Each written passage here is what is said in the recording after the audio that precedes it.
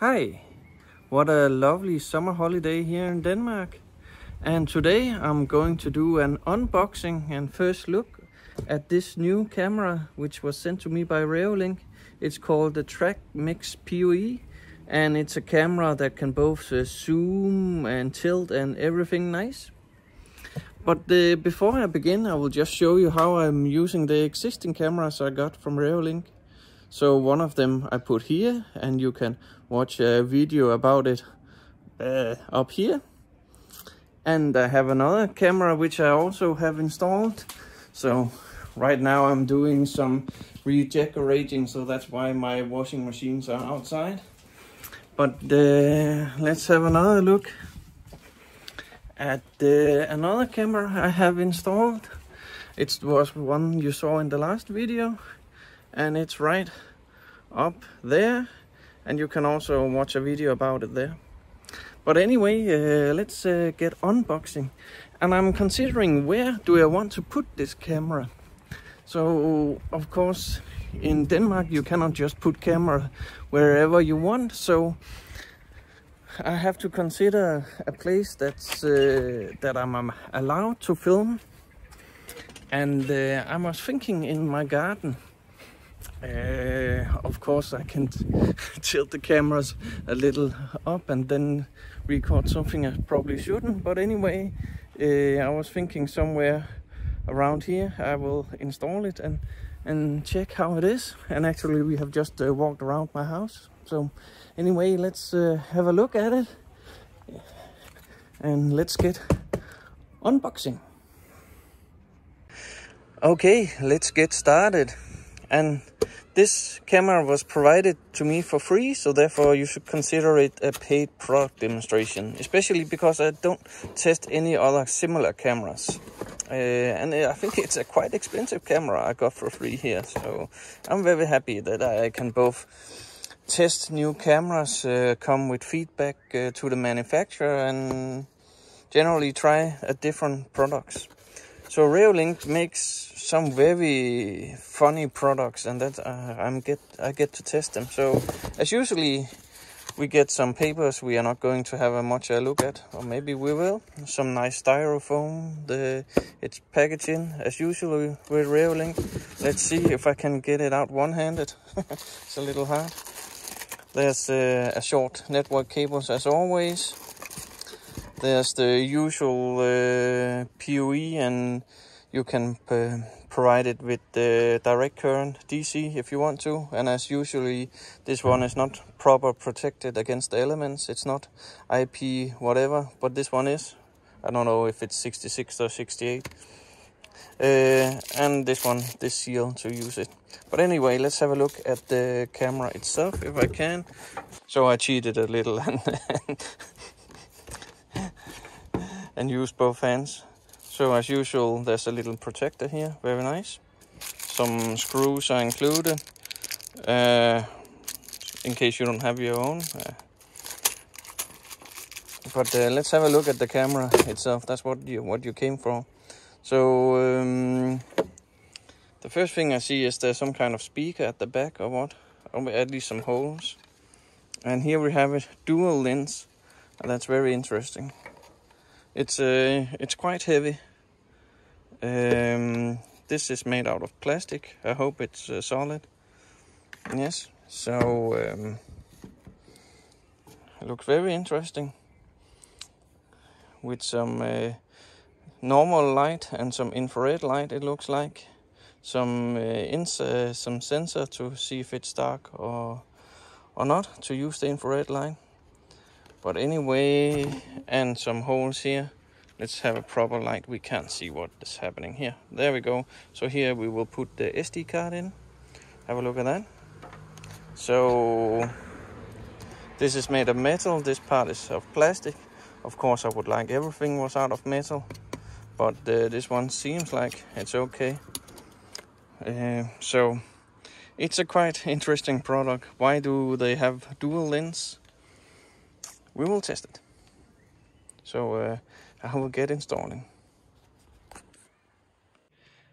So before I get installing, I just noticed that this mounting guide that came with the camera finally have the same size as the mount you're actually mounting. Because in the previous models, only the holes were precisely where they needed to be, but the outline of the whole mounting bracket was not included. So this mounting template actually fits exactly how the mounting bracket is. So I hope it's because they listen to me, or anyway, I don't care, but now it's correct. Very nice. So this time I'm also showing the physical installation. So right now I'm starting to make a cable pull, which is a lot of work, and we see here I'm ready to drag the cable through the roof. So the two cables are ready here to be pushed through and dragged on the roof. I always pull at least 2 cables at once because you don't want to do it again. So now we are at my attic and the cable is coming from there and need to go in there. I have already drilled a hole, actually quite a few holes in the chimney from the first time I did it, because I didn't want to drill holes again and risking drilling into the existing cables. The existing cables are actually going over there. Okay. So I have managed to pull the cable now, thanks to the help of my wife, who could push the cable in the other end. So now we are ready to put it through the chimney. So you might assume that the cable can just fall down the chimney, but it can't. So I will first push through this little metal rod, which will fall down at the bottom, so I can drag the cable through. So now it's time to pull the cable out of the chimney. So let's have a look. So the rod became some nuts instead, because the rod got stuck. So I'm now pulling the string, hoping I will get the cable out. And let's see. It sounds like something is coming, so I probably need both hands. Oh wait, no, it's here. It's here. Just so now I have my 2 cables and I will install them in this panel. And here we go, the cable pull is done. And I have finished terminating the connection.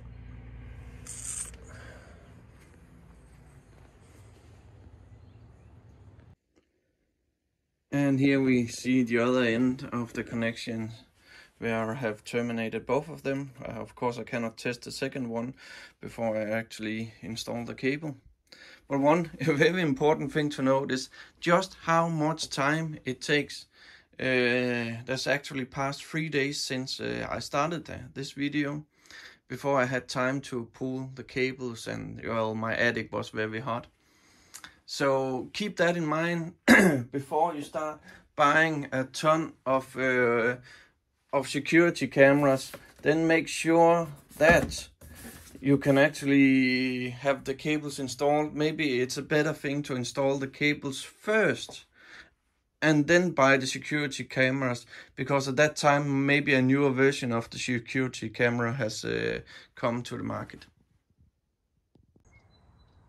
So now it's time to mount the camera, and as you see, my roof is not straight.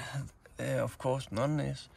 So I will use the mounting guide here and use it to screw it in here. So now I have the 2 screws installed first, and I will see if I can attach the camera now. Okay, I have attached the first 2 screws. It was very hard to get the screwdriver in place, even though it's quite long.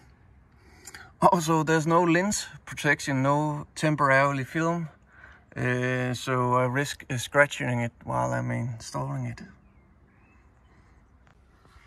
This is a usual thing with Reolink. They don't really think about how you're going to install their product. But in this time I will do it by hand, and because it's very hard to get a electric screwdriver to do this. So without even opening the package, I can tell you that this enclosure will not fit my RJ45 plug. I'm running Cat 6A, and this thing cannot get inside here. I will probably get away and drill a little bigger hole. Hopefully that's okay to push it through. So in my opinion, it would be much better if this female connector was inside the camera and I pulled the cable through inside the camera and terminated it there. That would have been nicer. Well, I guess it was time to paint this wood anyway. Of course, the drill slipped a little, so it removed more paint than necessary. So now it's time to add the camera to the application. But how am I going to scan the QR code which is up here? Hi, we are now outside in my garden and we will take a look at this security camera, how it works, because I got it installed. So if we go to our Reolink app and take a look, then we can see where I have installed it. And I'm just walking. Let's see how much of a delay there is. I don't think there's much, but it should start seeing me now. Yes. So here I am.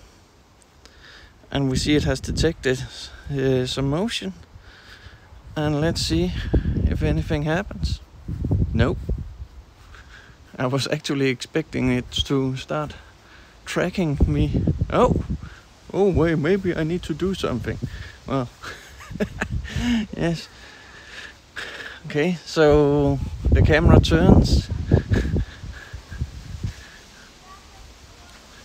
And I got the sun in my eye, but it's following me around. Let's see if I walk up here. Yeah. And I'm looking here, waving my hand. So now the camera is looking the other way. And so we can see it here. It doesn't know I'm here because I'm not inside its field of view.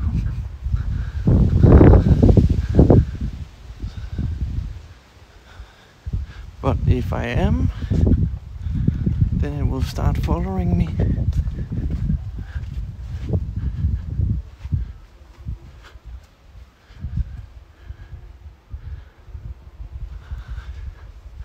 So that's basically it, and let's have a look at the web interface instead. Hi, we are now at the web interface, and let's have a look at what you can do here. So in the front preview you have some basic options to change what's on the on-screen display, and some settings of resolution and change color and brightness. You can also move the camera here. And we can have some positions here. I can actually call a position and then it will move to one of my pre-recorded positions, for example here, but it's position 3 here I use. I should think so.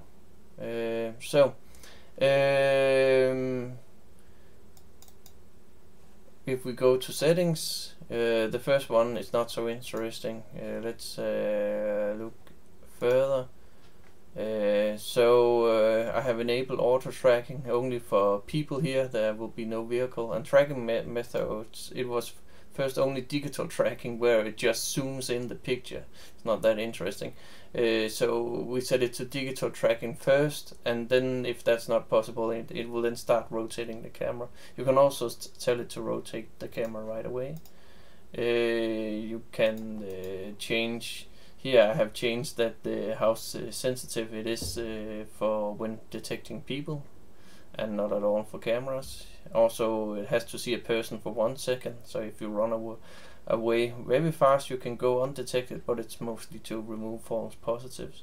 You can also go in here and then you can set the size. I say if an object is smaller than this, then don't track it, and if it's bigger than this, then don't track it. So it's basically not, even if it should detect my cat as a person, it's not tracking it. And here I set up the detection zone, so you can see here I have masked out the area outside my property, both for legislation reasons that I should not record outside my property, but also so it actually doesn't do this automatically. Of course, it means that if a person is being recorded at the same time, then I might record something outside my property, but in generally I don't. And we can enable sound, and here's a little information. Let's look at the surveillance. Yeah, you have to enable recording. It will override the old material, and it will pre-record. So that's the great thing. It's basically recording all the time, but if it detects motion, then it saves the last 15 seconds. So you actually has so if it was 10 seconds too late detecting motion, you still get everything. And here I said it's only if it see a person it records. It can actually send the recording by email. It can also do it by FTP, and this is very interesting. So you could actually basically set it up to record any motion to FTP, but only record people to SD card, whatever you want. And the very interesting thing here under FTP is that there now possible to ensure that it only connects to a secure FTP server. They didn't have this previously. We can, for example, look at one of my other cameras. If we look there and go to network surveillance FTP, then they didn't have this ensure that it's connect through SFTP. It's one thing I would like is that Reolink standardize what they have on their settings. Of course, a camera that can to zoom and tilt, they should not have an option. Should have that option, but a normal camera that don't have it, they should not have it. But in general, it would be nice to standardize what they have. So I hope they make this SFTP option available to older cameras. And yeah, it has a siren. It actually has a nice speaker. You can on the app you actually have a possibility to push to talk, and then you can talk throughout the speaker. And these push notification, that's when your telephone will pop up. So you can say only pop up if there's a person. I could also disable it at certain hours where it's not relevant. And it has already spent all its storage, because in its default configuration, even though this has only been running for a day, then in its default configuration, then it actually records any motion. And if there's just some light flickering or the wind is blowing to a tree, then it's recording. So it has already spent all its storage, but it just records again, so it's not a problem. And now I have changed it to only record relevant things. You can also have additional users, and you have the possibility to change the date and time format, and you can manually update it. I think actually there's also the possibility of a privacy mask, but it was not so relevant here, because making a privacy mask here does not make much sense when the camera moves around. But I want to show you another example. So here I have a privacy mask, because I should not record my neighbor's property, neither should I detect any motion here. So here I have made this privacy mask, And also for my other camera here, if you look closely, then the top window is also masked out right here. And so I will just show you how it is done.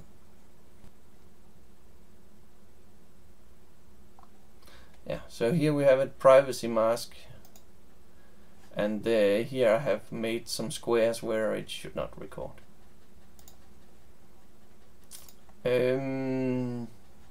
So you can also go to Playback. Okay, so let's look at the playback of recorded footage. I thought it would be smartest to look at the recording I did now 2 days ago. The weather outside is a little cloudy now, so that's why the light on my face is not the same. But as we see here, it actually started first recording when I was well across the bush. Let's just play it. And here we can see which one we want to play. Do we want to play the tracking camera, the zoomed in version, or the standard version where it's very wide? So let's take the tracking camera here, and it's zoomed in, of course. And let's see. Here I was complaining about it, that it didn't track me, and now it starts tracking me. And we see here that it tracks me, and I don't know how the YouTube compression does this, but it seems, of course, you lose some details when the camera moves. That's how video compression works, but it's not that terrible. It's acceptable. And we can see, I was hoping that it was zooming in here. Yes, it is. So it is zooming in to trying to catch me as I'm hiding here behind the bush. And what you didn't know is that I was actually spending some time fiddling around, switching to the front camera on my phone. But we see here now it moved back, and of course it cannot track me. Actually, it skipped a little ahead. We just saw it jumped a little on the timeline down here, and now it finds me again, starts tracking, and that's basically it. See me, and actually you will now notice that I managed to step on the newly planted grass afterwards. So let's see. See here, I made my mistake of making 3 footsteps on my grass. Yes. You can also download the footage. We have a download button right here. But one of my complaints is if you have the phone in portrait mode, you can actually very well see both the zoomed in picture and the wide picture. But here in the web interface, you have to choose between the two. Here, so we can see exactly the same footage, except that was at another time. Let's just get it at the right time. So here you see the wide screen of the same footage. So it captures both things. So you both have the entire view and the zoomed in view for facial recognition or whatever. See it here move. But that's the trick that you have when you click play. Then you have to choose which camera you will want to use. And if we click preview here, it took me I had to ask Reolink, how do I choose between cameras? And that's down here. So by default you see the wide screen camera. This is live right now, and it takes a little while to switch. So this is the wide screen camera, and then you have to click down here to switch between the two cameras. So that's quite different when compared to the Reolink Duo I have here, which I have right in my office, because there you have to choose between the two cameras this way. So actually I'm sitting right here, you can see me wave here.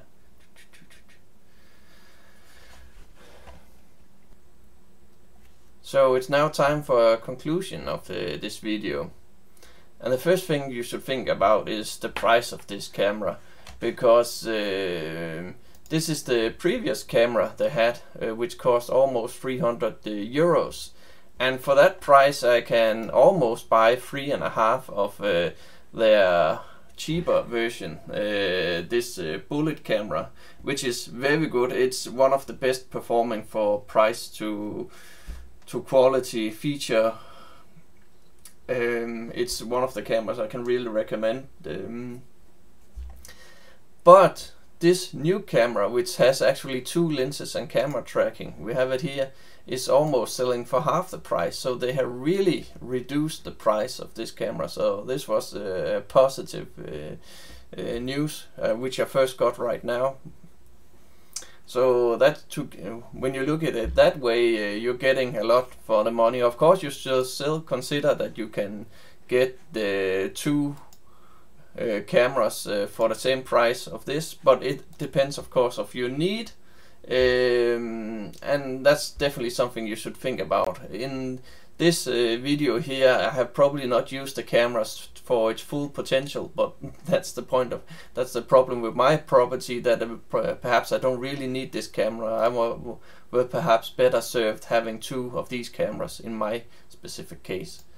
But since the camera has now been released, I can also actually look at their information page, so we can look a little about it, all the technical details. So the point is that we can zoom in a lot. So you both have a reasonably wide field of view, and you can zoom in. So you get the benefits of having both. But anyway, I have written a summary of the things I have went through in this video, so let's just take them. So the Styrofoam is good, and I think that's you might think who cares, but I think actually it's quite important that you receive a camera that have not received any bumps and such. And the Styrofoam in this camera is fully protecting the camera. The Styrofoam in the box is fully protecting the camera. It doesn't include much tools, but the mounting guide this time is actually the full size of the mount, so that's a nice surprise. And it doesn't include any screwdrivers, but it doesn't matter. The camera house itself is made of metal, so that's great. The mount is made out of plastic, not so good. For example, let's imagine that it shakes a lot in the wind. Maybe it can break easily, but maybe that's also the case for metal. I would just prefer it was metal. And then, as you saw in the video, it was very hard to reach the screws while I was mounting the camera. So that's why I made the suggestion that they should actually have made a mounting bracket you first mount it to, and then you can attach the camera afterwards in a much easier way. That would both make a easier installation and perhaps also a better mount. And while you're mounting it, there's no lens protections, there's no film to remove afterwards, and I think that's at least a very easy thing to fix. Put something to protect the lens for mounting. And then we have the usual thing with Reolink, that the DC inlet is not waterproof, while they have made a very nice waterproof for the RTA45 connector, which is not large enough for my plugs. It's probably large enough for most people, but for me it was not. And then we have the QR code you use to start installing the software installation of the camera, and you cannot really reach it while it has been mounted. I was actually able to do it by taking a photo of the camera and then send it to my computer and then scanning it with my phone. Then we go to the software part of the cameras, and a very possible thing is that you can now enforce FTPS, secure FTP, and I think that should really be something they include on more models. Let's just scroll up so we can see actually what I have written. But should we just remove it a little? Another thing is, in the default configuration, it records any motion, and if you're not aware of this, then your SD card can be quickly filled up, and then you don't have the recordings you perhaps need. And it was incredibly hard to find if you want to see the zoomed camera in the web interface, and you cannot see both of them in the browser windows.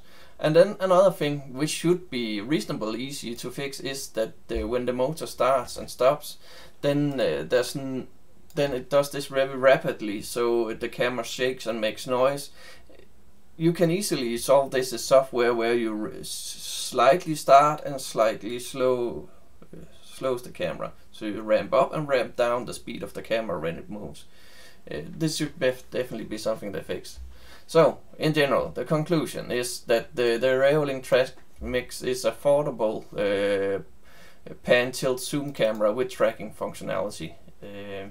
As you saw, it was half the price of their previous camera. And the hardware side is very well built, but the physical installation could have been made a lot easier, as I suggested. And it took a while for me to learn all the camera's functionality. So that's it. There's a link in the descriptions if you want to buy this camera with a referral to me. I'm not exactly sure what that means, but at least then Reolink knows that my videos went to a sale. That's great. Bye for now.